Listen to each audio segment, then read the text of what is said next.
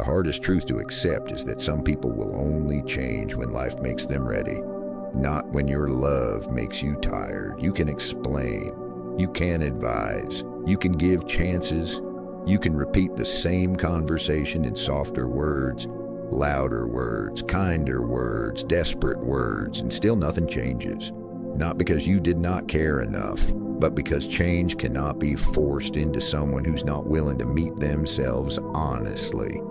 This is where many people lose years of their life. They keep trying to change a partner, a friend, a family member, or someone close to them. They think, if I love them better, maybe they will understand. If I explain it one more time, maybe they will finally see. If I stay, maybe they will grow. But sometimes staying only teaches them that they can remain the same while you carry the pain. Carl Jung once said, "Until you make the unconscious conscious, it will direct your life, and you will call it fate." People change when they become aware of themselves, when they are willing to look at their patterns, when they want something different badly enough to become uncomfortable. You can support growth. You can influence with kindness. You can guide, teach, model, and encourage. This is especially true with children. We influence them through patience, example, boundaries, and love. But influencing is different from forcing. Changing people is control. Influencing people is leadership. Influence says, "I will show you a better way." Control says, "You must become who I need you to be." And the more you try to force change, the more exhausted you become. A simple example, someone keeps disrespecting your boundaries.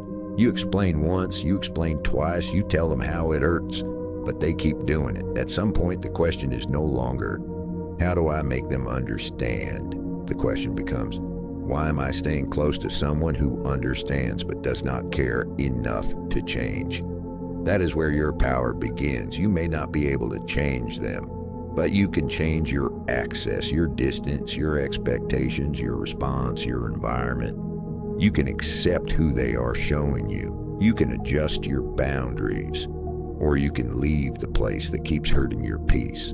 This does not mean you give up on people easily. It means you stop abandoning yourself to save someone who refuses to participate in their own growth.